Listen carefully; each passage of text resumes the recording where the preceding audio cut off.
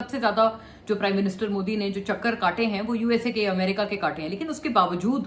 India के लिए सिर्फ और सिर्फ सजा, सिर्फ और सिर्फ पेनल्टी, टैरिफ पे टैरिफ मारा जा रहा है इंडिया को। लूजर हैं और लूजिंग एंड पे हैं वो इस वक्त prime minister Modi, Indian prime minister और पूरी the government of India. Prime minister Modi जो है वो अपने पब्लिक की तरफ से बहुत ज्यादा क्रिटिसिज्म की जद में हैं। आर्मी चीफ पाकिस्तान के हैं फील्ड मार्शल आसिम मुनीर, वो अब दोबारा जा रहे हैं यूएसए। पाकिस्तान ने यूएसए को ये तक कन्विंस कर लिया है कि अब ईरान को भी इकोनॉमिक अफेयर्स में हमारे साथ हम मिलाकर चलेंगे। जो यूएस की रिजीम है वो तो उल्टा अप्रिशिएट कर रही है पाकिस्तान को कि वेरी गुड, आपने बड़ा अच्छा किया। पाकिस्तान की जो बार्गेनिंग चिप्स हैं वो इन प्रेजेंट डे यूएसए के साथ कितनी स्ट्रांग हो गई हैं। हेलो एवरीवन, पिछले वीलॉग में भी हमने बात की थी कि जो पाकिस्तान का वाओ फैक्टर आ गया है यूएसए और खास तौर पर प्रेसिडेंट ट्रंप के साथ, वो इस वजह से आया है बिकॉज इंडिया को जिस तरह की हार का सामना पाकिस्तान से करना पड़ा है अभी रिसेंट वॉर में और एस्केलेशन में, उसके बाद ऐसा लगता है कि यूएसए और खास तौर पे प्रेसिडेंट ट्रंप बहुत ज्यादा इम्प्रेस हो गए हैं पाकिस्तान की वॉर कैपेबिलिटीज से। और ऐसा लगता है, मैं बिल्कुल एग्जैजरेट नहीं कर रही, बिल्कुल ऐसा लगता है कि एक तरह से शॉक हो गए हैं और ऑ स्ट्रक हो गए हैं प्रेसिडेंट ट्रंप पाकिस्तान की वॉर कैपेबिलिटी को देखकर। और सबसे बड़े इस वक्त जो उसके लूजर हैं और लूजिंग एंड पे हैं वो इस वक्त prime minister Modi, Indian prime minister और पूरी द गवर्नमेंट ऑफ इंडिया उसके लूजिंग एंड पर नजर आते हैं। देखें ये जो टैरिफ वॉर है ये अब एक बिल्कुल अगले नहज पे जा चुकी है और जाहिर है इंडिया जो कि अपने आप को सुपर पावर और next emerging economy of the world claim करता था, नेक्स्ट टू चाइना क्लेम करता था, उनके लिए ये बड़ी एक एम्बैरेसिंग सिचुएशन है कि अगर हम इंडियन गवर्नमेंट के जगह अपने आप को रखकर सोचें तो उनके लिए बड़ी एक एम्बैरेसिंग सिचुएशन है कि वो कैसे कहा करते थे प्राइम मिनिस्टर मोदी के डोनाल्ड ट्रंप और इज माय फ्रेंड और इस तरह से वो कहते थे। मैं उनका मजाक नहीं उड़ाना चाह रही, वो वाकई ऐसे कहते थे। I am just trying to say कि देखें एक अजीब सी बात है कि president Trump was never his friend, लेकिन वो कितने फ्रेंड थे और कितने नहीं थे ये अब तो पूरी दुनिया ने देख लिया है कि 25% टैरिफ के बाद पहले पाकिस्तान को 19%, ये जाहिर है ये एक सबके लिए एक बहुत बड़ा पैरामीटर था कि पाकिस्तान और इंडिया में से किस पे ज्यादा टैरिफ लगता है। वो जो वॉर था वो पहले ही जो है वो इंडिया को उसमें एम्बेरसमेंट का सामना हुआ जब पाकिस्तान पे 19% और साथ साथ एक ऑयल का कॉन्ट्रैक्ट और फिर साथ में पिछली दफा भी हमने उस पर बात की कि किस तरह से प्रेसिडेंट ट्रंप ने क्रिटिसाइज किया और एक तरह से ताना मारा इंडियन गवर्नमेंट को कि अब हो सकता है आपको जो ऑयल है वो पाकिस्तान से लेना पड़े, ये भी दिन हो सकते हैं कि करीब आ जाएं। मतलब पाकिस्तान के साथ इतना ज्यादा एक वार्मथ और इतनी ज्यादा पाकिस्तान के लिए इनायत ही इनायत और पाकिस्तान के लिए गिफ्ट से एक तरह से प्रेसिडेंट ट्रंप की तरफ से, और दूसरी तरफ इंडिया के लिए सिर्फ और सिर्फ सजा, सिर्फ और सिर्फ पेनल्टी, टैरिफ पे टैरिफ मारा जा रहा है इंडिया को। जाहिर है इसलिए इंडिया के लिए एक बहुत एम्बैरेसिंग सिचुएशन हो गई है। आज से नहीं, कल से नहीं, बल्कि काफी सालों से प्रेसिडेंट प्राइम मिनिस्टर मोदी जो हैं वो हर जगह बताते हैं कि जी हमारी तो डोनाल्ड ट्रंप से बहुत दोस्ती है। और डोनाल्ड ट्रंप की गवर्नमेंट में होते हुए ये तो कभी मेरा ख्याल है प्राइम मिनिस्टर मोदी सोच भी नहीं सकते थे कि उनकी गवर्नमेंट को कभी इतनी एम्बैरेसमेंट का सामना करना पड़ेगा। पहले 25% टैरिफ मारा इंडिया पे और फिर रशिया से तेल लेने के, ऑयल लेने के जुर्म में, और उसकी सजा के तौर पर प्रेसिडेंट ट्रंप ने एक और 25% जो है वो टैरिफ दे मारा इंडिया पे, जिसके बाद कुल मिला के 50% टैरिफ जो भी गुड्स हैं जो कि इंडिया से यूएसए जाएंगी उस सारी ट्रेड के ऊपर 50% जो टैरिफ है वो लागू कर दिया गया है। और इसके बाद अब जाहिर है बड़ी प्रॉब्लम बन गई है। प्राइम मिनिस्टर मोदी चाहते, जैसे वो कहते थे अगर वो नरेंद्र मोदी चाहते तो वो उनको क्या चाहिए था, क्योंकि वो जो ये सारी जो पोस्ट्स हो रही थी ये कोई स्टेट डिपार्टमेंट तो कर नहीं रहा था, ये स्टेटमेंट्स जो आ रही थी इंडिया को बेइज्जत करने के लिए या उनको एम्बैरेस करने के लिए, ये यूएस के स्टेट डिपार्टमेंट से नहीं आ रही थी, ये खुद प्रेसिडेंट ट्रंप खुद कर रहे थे अपने ट्रुथ सोशल वाले अकाउंट से। ज्यादातर पोस्ट्स वहीं पर हुई हैं। तो वैसे तो अगर इसको टिट फॉर टैट, फिर उसको कहा गया, इंडियन गवर्नमेंट ने कहा हम इनको मुंह तोड़ जवाब देंगे, लेकिन इंडिया में खुद कई ज्यादा रैशनल लोग अब ये वाली आवाज उठा रहे हैं कि ये मुंह तोड़ जवाब तो कहीं से नजर नहीं आ रहा, क्योंकि अगर ये मुंह तोड़ जवाब होता तो प्राइम मिनिस्टर मोदी खुद अपने एक्स के हैंडल से ये स्टेटमेंट जारी करते और प्रेसिडेंट ट्रंप को कहते कि जी हम आपका डिक्टेशन कहीं बर्दाश्त नहीं करेंगे और आपने हमारे साथ ज्यादती की है, हम बहुत बड़ी इकोनॉमी है, हमें आपकी ज्यादती से कोई फर्क नहीं पड़ता, गो टू हेल्प, कोई इस तरह का स्टेटमेंट देते या कोई बहुत सख्त किस्म का बयान देते। लेकिन ऐसा कोई बयान नहीं आया, बल्कि प्राइम मिनिस्टर मोदी पे, नरेंद्र मोदी पे ये तनकीद की जा रही है कि आप मिनिस्ट्री ऑफ एक्सटर्नल अफेयर्स के पीछे छुप गए। आपने डायरेक्टली जवाब देने के बजाय आपने एक बहुत डरपोकों वाला जवाब दिया और बहुत एक कावर्डली आपने उनको रिप्लाई किया। मिनिस्ट्री ऑफ एक्सटर्नल अफेयर्स के पीछे छुपकर एक स्टेटमेंट जारी कर दी गई जिसमें बताया गया कि जी यूरोपियन यूनियन भी ऑयल मंगवाती है रशिया से, तो हमने मंगवा लिया, तो क्या गलत किया। तो मतलब बिल्कुल एक उनके अपने ऊपर उनके लोग और उनकी पब्लिक, इंडियन पब्लिक की क्रिटिसाइज कर रहे हैं कि आप कम से कम जवाब तो कोई सॉलिड देते, जिससे ऐसा लगता कि जवाब एक ऐसा आया है जिससे ये जो एम्बेरसमेंट है आपने इसको काउंटर किया है, या एक तरह से आपने बड़ा स्ट्रेंथ के साथ रिप्लाई किया है, टिट फॉर टैट जिसे कहते हैं, कि जो ईंट का जवाब पत्थर से। लेकिन वो तो ऐसा लगता है कि ईंट का जवाब जो है वो सॉफ्ट सा कोई तकिया मार के जो है वो यूएस को दे दिया गया है। तो इसके ऊपर भी प्राइम मिनिस्टर मोदी जो है वो अपने पब्लिक की तरफ से बहुत ज्यादा क्रिटिसिज्म की जद में है। और इसके बाद फिर वो ये कह रहे हैं कि जी वो हम अपने फार्मर्स को प्रोटेक्ट करेंगे, क्योंकि यूएसए चाहता है कि सारी जो डेयरी प्रोडक्ट्स हैं वो इंडिया हमसे जो है वो इम्पोर्ट करे। तो इस वजह से वो बेसिकली ये सारा कुछ प्रेसिडेंट ट्रम्प कर रहे हैं। और वो एक बीजेपी की तरफ से एक कैंपेन चलाई जा रही है कि we will stand by our farmers, और हम अपने फार्मर्स के साथ हैं, हम अपने फार्मर्स को जो है वो प्रोटेक्ट करेंगे, हम यूएसए से नहीं मंगवाएंगे डेयरी प्रोडक्ट्स। लेकिन मुझे नहीं लगता कि ऐसी कोई बात है, क्योंकि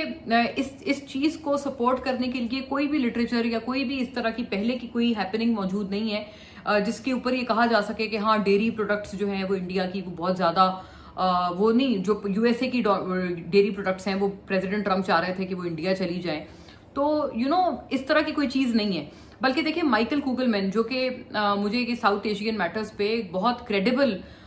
मेरे अपने प्रोग्राम में वो बहुत आते रहते हैं और मैं बहुत अच्छी तरह उन्हें जानती हूँ, बड़े क्रेडिबल आवाज है साउथ एशियन मैटर्स पर, पॉलिसी मैटर्स पर। उन्होंने भी अभी पिछले दिनों ट्वीट किया और अब ये लोग कहने पे मजबूर हो गए कि who could have thought about it, कौन ये सोच सकता था कि जब प्रेसिडेंट ट्रम्प अमेरिका के प्रेसिडेंट होंगे तो उनके टाइम में यूएसए और कनाडा के अच्छे ताल्लुकात हो जाएंगे और यूएसए और इंडिया इस पॉइंट पर सबसे अपने लोएस्ट पॉइंट पर अपने रिलेशनशिप्स के आ जाएंगे। अब हो क्या रहा है, अब नरेंद्र मोदी और बीजेपी गवर्नमेंट उनकी कोशिश कर रहे हैं कि किसी तरह से चाइना के साथ दोस्ती कर लें। Prime minister Modi I think in days to come वो चाइना भी जा रहे हैं। और बाय द वे मैंने देखी थी एक बहुत लंबी सी एक लिस्ट आई थी जिसमें प्राइम मिनिस्टर मोदी का बताया हुआ था कि वो किन किन मुल्कों में गए हुए हैं। वो उन ममालिक में भी दुनिया के गए हुए हैं जिनका हम नाम भी नहीं सुनते या जिनकी इंडिया से कोई उनका लेना देना नहीं है। लेकिन फिर भी ऐसा लगता है कि प्राइम मिनिस्टर मोदी को शायद फॉरेन टूर का कोई शौक है जो कि वो अपने प्राइम मिनिस्टर ऑफिस में होते हुए वो उसको पूरा करना चाहते हैं। पता नहीं 6-7 दफा उस लिस्ट में जैसे कि लिखा हुआ भी है कि कोई 6 दफा तो वो सिर्फ यूएसए गए हैं। सबसे ज्यादा जो प्राइम मिनिस्टर मोदी ने जो चक्कर काटे हैं वो यूएसए के, अमेरिका के काटे हैं। लेकिन उसके बावजूद यूएसए और इंडिया के जो ये इतने बुरे ताल्लुकात जो हैं वो एक बहुत बड़ा मैं समझती हूँ कि तमाचा है बीजेपी सरकार के ऊपर। और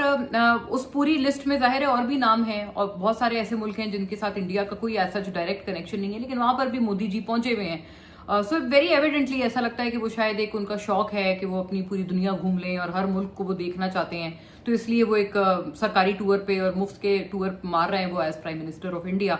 सो आई थिंक उनकी पब्लिक को और उनकी पार्लियामेंट को, मैं उनकी पार्लियामेंट को वैसे बड़ा अप्रिशिएट करती हूँ क्योंकि मैं समझती हूँ कि इंडियन पार्लियामेंट जो है वो पाकिस्तानी पार्लियामेंट से कई ज्यादा इंडिपेंडेंटली क्रिटिसाइज करती है गवर्नमेंट पे, और मुझे इस बात की बड़ी खुशी है। मैं उनकी पार्लियामेंट को बहुत अप्रिशिएट करती हूँ इस रिगार्ड में। तो मैं उम्मीद करती हूँ कि इंडियन पार्लियामेंट कभी ये वाला सवाल भी पूछेगी मोदी साहब से कि जी आप ये जो सारे जो आपने इसका कोई हिसाब दें कि आपने ये जो टूर पे टूर लगाए हैं दुनिया भर के, वहां पर उन ममालिक में जाके आपने क्या कमाया, कौन सा एमओयू हुआ, कौन सा कोई अग्रीमेंट साइन हुआ, कितनी ट्रेड हुई उन कंट्रीज के साथ, या आप वैसे ही जाके सैर सपाटा करके आप घूम फिर के आ गए मुफ्त में ना। तो आई थिंक ये एक सवाल बड़ा लेजिटिमेट सवाल है जो मोदी जी से, एक और सवाल है जो कि होना चाहिए। और दूसरी तरफ हम क्या देखते हैं, दूसरी तरफ जो आर्मी चीफ पाकिस्तान के हैं फील्ड मार्शल आसिम मुनीर, वो अब दोबारा जा रहे हैं यूएसए। और वो जो सेंट कॉम में चेंज ऑफ गार्ड है उस सेरेमनी में बाकायदा प्रेसिडेंट ट्रंप ने, और जाहिर है जो पूरी यूएसए एडमिनिस्ट्रेशन है इस वक्त, उन्होंने रिजीम ने पूरी फील्ड मार्शल आसिम मुनीर को दोबारा बुलाया है। So in a very short span of time हम ये देखते हैं कि फील्ड मार्शल आसिम मुनीर दोबारा जो हैं वो जा रहे हैं यूएसए। जाहिर है सेंटकॉम की चूंकि तकरीब है, वहां पर जाना जो रेलेवेंस बनती है वो भी उन्हीं की बनती है कि उसमें आर्मी चीफ ही जाएं, और सिविलियन लीडरशिप की जाहिर है उसमें कोई इतनी ज़्यादा कोई इन्वॉल्वमेंट नहीं है उस पूरी चीज़ में। बट ये सम डेज अगो हमने देखा कि जो नायब प्राइम मिनिस्टर हैं और जो फॉरेन मिनिस्टर हैं इसहाक डार, वो भी अभी थोड़े रोज पहले यूएसए गए हुए थे और वहां बड़ा एलैबोरेट उन्होंने वहां पर अपना पूरा ट्रिप किया है। मार्क रूबियो जो उनके काउंटर पार्ट हैं उनसे अक्सर उनकी फोन्स पे बात होती रहती है। तो ये नहीं कह सकते कि सिर्फ इस्टेब्लिशमेंट जो है वो क्लोज हो रही है। हाँ, इस्टेब्लिशमेंट का मैंने पिछले व्लॉग में कहा था कि एक बहुत बड़ा वाओ फैक्टर है जिससे बहुत ज्यादा इम्प्रेस्ड हैं प्रेसिडेंट ट्रंप की इतनी वॉर कैपेबिलिटीज हैं पाकिस्तान की। तो एक तरफ इंडिया के साथ ये वाला अंजाम हो रहा है और दूसरी तरफ जो यूएसए है वो पाकिस्तान के ऊपर एक तरह से लवी डवी हुआ है बहुत ज्यादा। तो जाहिर है ये और ज्यादा एक मैटर ऑफ एम्बेरसमेंट बन गया है इंडिया के लिए। और ऐसे में एक और चीज जो इसमें बहुत इंपॉर्टेंट है वो आप ये भी देखें कि एक तरफ उनको रशिया से तेल लेने पर ना सिर्फ डांटा जा रहा है बल्कि उनके ऊपर इतनी भारी भारी पेनल्टी भी फेंकी जा रही है इंडिया पे। वहीं दूसरी तरफ अभी थोड़े रोज पहले ईरानियन प्रेसिडेंट आए हुए थे पाकिस्तान, और हमारे जो सोर्सेज हैं वो हमें यही बताते हैं कि अब यूएसए भी इसमें कंप्लीटली ऑन बोर्ड है। मतलब पाकिस्तान ने, आप अंदाजा लगाएं कि ईरान और यूएसए का तो अभी एक बिल्कुल रिसेंटली एक वॉर उन दोनों के दरमियान हुई है, लेकिन उसके बावजूद पाकिस्तान के इतने ज्यादा एक इस वक्त आप समझें कि पाकिस्तान की से इतनी हैवी हो गई है इस वक्त यूएसए में कि हमारे सोर्सेज ये कहते हैं कि वो ईरान के साथ और ईरानियन प्रेसिडेंट के साथ ये जो पूरी एंगेजमेंट हुई है पाकिस्तान में, जब वो पाकिस्तान आए हैं और उनका एक बड़ा जबरदस्त यहाँ पर टूर हुआ है, तो वो जो पूरी एंगेजमेंट थी उसमें USA was completely on board. मतलब पाकिस्तान ने यूएसए को ये तक कन्विंस कर लिया है कि अब ईरान को भी इकोनॉमिक अफेयर्स में हमारे साथ हम मिलाकर चलेंगे, और इस पूरे जो एक कोऑपरेशन है या ये जो पूरा एक जो हम ताल्लुक बना रहे हैं ट्रेड के हवाले से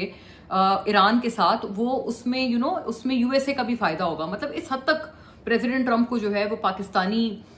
जो पूरी इस वक्त रिजीम है उन्होंने कन्विंस कर लिया है। तो आप अंदाजा लगाएं कि प्रेसिडेंट ट्रंप कितना मानते हैं इस वक्त जो पाकिस्तान में करता धरता है, उनकी बात कितनी अहमियत रखती है प्रेसिडेंट ट्रंप के लिए। जिस ईरान पे अभी थोड़े रोज पहले इन्होंने मिसाइल फेंके थे और अपेरेंटली उनकी न्यूक्लियर सारी कैपेबिलिटीज उड़ा दी थी, वो उसी ईरान के साथ अब उसके साथ